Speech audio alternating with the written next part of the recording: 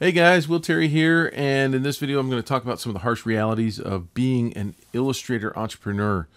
And this week, I didn't upload a video last week because we went on a unexpected road trip to see family. We just decided to jump in the car and go. So that's why I didn't upload a video last week, but there wasn't really that much for me to report anyway. This week I have my monthly totals on the book project Pickleball Paul. If you're new to my channel, I self-published this book, and I have an Amazon copy as well. This is my hardback, and then this is the Amazon softback cover. And so I'm going to go through my totals, and I'm going to talk about where money's going and some of the harsh realities of being an entrepreneur. So let's dive in. And so what you're seeing right here is I've got the totals that I show each month. I started this project, I started selling these books in March of this year, and I kind of have a profit and loss thing going right here, where I started $17,000 in the hole, and that was for everything from buying a website, hiring a guy to help me build the website in Shopify, to setting up our pick and pack station, to buying books and posters and packing supplies and just all that stuff. I've covered this in other videos, so I'm not going to dive deep on that because a lot of you have been following me and just want to know the numbers and kind of see where I'm going.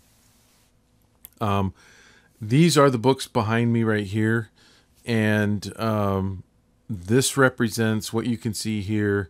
Actually, not even in this shot, but along this wall is about half the books, printed 5,000, and to date, I don't have the total on books because I'm really trying to catch up right now, and so I just have the numbers, sales numbers and stuff like that to break down today. But we're selling books, good things are going on. It's just it's a slow grind. It's a get rich slow scheme, and one of the harsh realities of being an entrepreneur, especially as an illustrator, because you guys are tuning in probably because you're interested in illustration, but it's that you have to spend money to make money. And sometimes you spend money and you don't always make money when you want, and that's a tough thing. One of the things is you sacrifice by, like for us, living in a small house, driving a 2014 car, and having paid off cars and paid off house and stuff like that, so that I have the money to just play with and try to make more money. And those who are able to do that, who are able to start businesses, end up making the most amount of money. There's no limit. There's no boss to say, well, that's the top of your salary. I could make a ton of money with this project, or I could completely fail. And I love living in that world. I love living in the world where there's no ceiling on the amount of money that I can earn. There are deals that could happen that I can't even think of right now. And one of the things that happened is this month we're supposed to ship books to an indoor pickleball facility that wants to sell these books in their pro shops.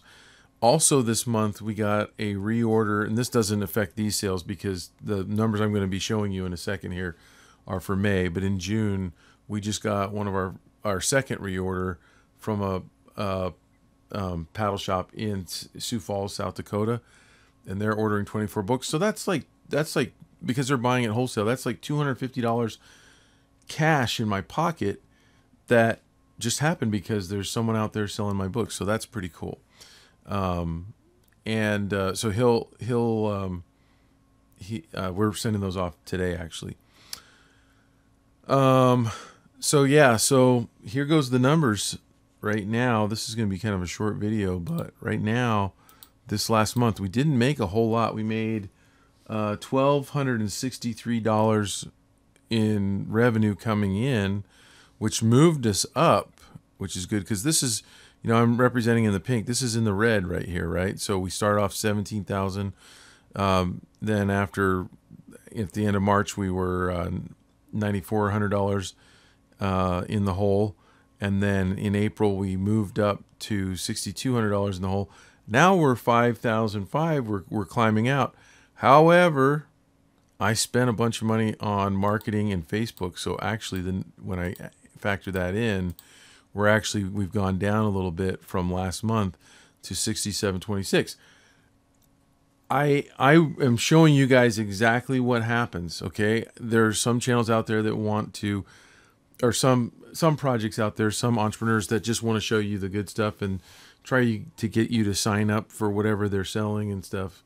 And that's not why I'm doing this. I'm doing this to share this experience with you so you can see exactly what happens when a guy like me tries to make a book like this in a market of pickleball, and to basically just to see what happens. And so spent money on Facebook, made some of that money came back in on Facebook, but the ads that we put out there so far aren't that profitable. Part of what I'm wondering is right now we're kind of heading into what looks like a recession. Things aren't going that good for a lot of people. I saw a report the other day at Costco. Costco's reporting that people are buying chicken and other cheap cuts of meat and stuff like that instead of the higher end steaks and stuff. And that's actually one of the first indicators that I guess I'm losing a blank, but the financial guys look for as an indicator in the market on, when people make certain shifts in their spending away from luxury items like, higher end steak, like a filet steak or a ribeye, those cuts, those are way down at Costco right now. So I was watching a video on that the other day. So I'm wondering if our ads aren't working as well because, it could be a number of things that we just won't know. Maybe people don't like the book. Maybe they don't like the ad. Maybe there's a combination of things. Maybe it's recession, not the right ad yet.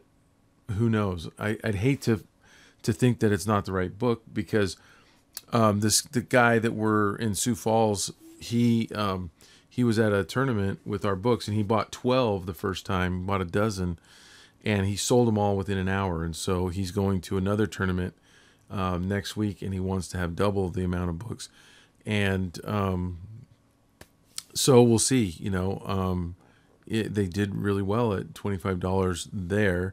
And again, I don't have the numbers, but I would estimate that we sold another probably 200 books or so this last May.